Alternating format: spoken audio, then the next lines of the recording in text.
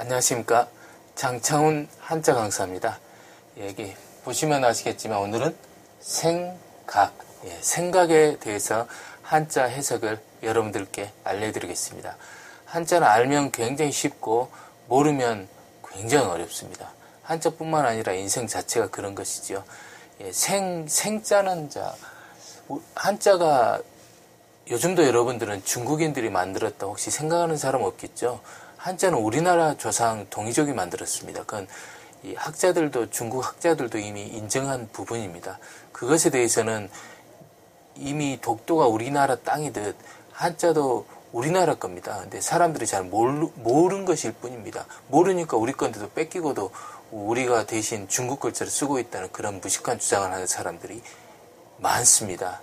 이제 그러한 것들은 잘못된 것입니다. 뿌리로 따지고 보면 한자는 우리나라 겁니다.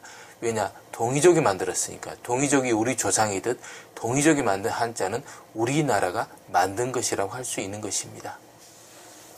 자, 이 생자 보시겠습니다. 우리나라 말로 이 생생하다 그런 말이 있잖아요.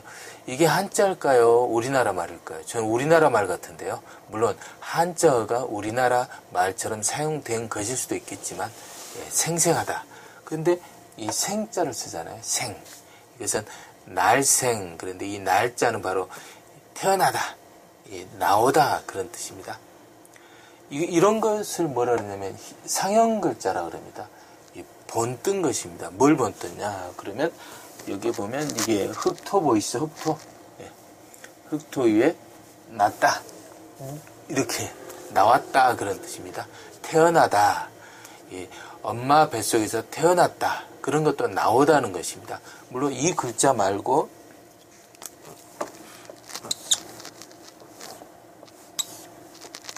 이것도 나올 출자죠. 이 출자는 산 위에 산이 있다고 볼 수도 있지만 이것은 줄기를 뜻합니다. 그래서 줄기 위에 줄기가 나온 모양을 뜻한 거고요. 이것은 땅 위에 흙토 보이시죠? 땅 위에 줄기가 태어난 거죠. 그래서 이것은 식물만을 말하는 것이고 이것은 땅 위에 있는 식물을 본뜬 겁니다.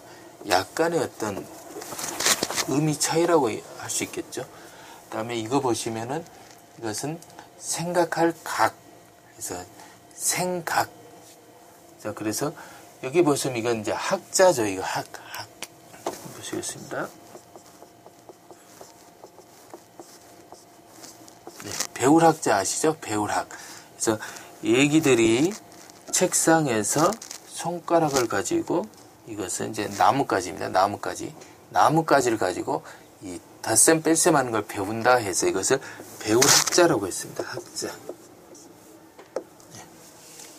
배울학자 아시겠죠? 그래서 배우는 것은 재밌는 겁니다. 배움은 곧 놀기다. 오락이다. 공부는 오락이다. 공부는 재미다. 공부는 놀이다. 철수야 놀자. 그것은 철수와 공부하자. 공부는 재밌는 거 아니겠습니까? 그래서 배울 학자다. 근데 여러분들 한번 질문을 하나 가질 수 있을 텐데요. 생각이 한자냐? 한자입니다. 한자. 생각하다 그게 think. think. 이게 순 우리말로 생각하는 사람이 있는데 아닙니다. 한자입니다. 한자. 고서에 보면 생각이라는 것이 한자로 기록된 것들이 많습니다. 보시겠습니다. 그러면 우리가 생활 한자입니까? 한문입니까? 순 우리말입니까? 한자 아닙니까? 그 다음에 생명. 생자로 시작된 한자가 굉장히 의외로 많습니다. 그처럼 생각도 한자입니다. 그래서 이 생각 할 때 이 각은 학에서 나왔습니다. 그래서 학이라고 발음하니까 우리가 이것을 각이라고 읽는 겁니다. 각. 그래서 이 한자는 그 발음기호를 안에 가지고 있습니다. 그래서 이 발음기호는 학이 발음기호입니다. 그래서 우리는 이것을 옛날에 학이라 읽었겠죠. 처음에 만들었을 때는. 근데 이렇게 이제 학이 각이 된 겁니다. 각. 그래서 이걸 각이라 읽는다. 그래서 그런데 이제 중요한 것은 자 여기 보시면 원래 이 글자는 이 글자 위에 이게 덧붙여 있는 거 아닙니까? 이렇게. 그래서 이것을 볼견자죠. 볼견자. 네, 볼견자입니다. 눈, 목에 사람. 그래서 본다. 그 사람이 뇌가 있는데 뇌에 눈만 그려놓은 거예요. 그래서 본다 그걸 뜻하는 것입니다. 그래서 이걸 깨달을 각자라 그래요. 깨달을 각. 네. 깨달음이라는 건 뭐냐면요.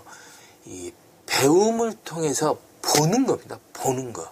그래서 지식의 눈, 생각의 눈인 겁니다. 이게 깨달음은 뭐냐면 눈입니다. 눈.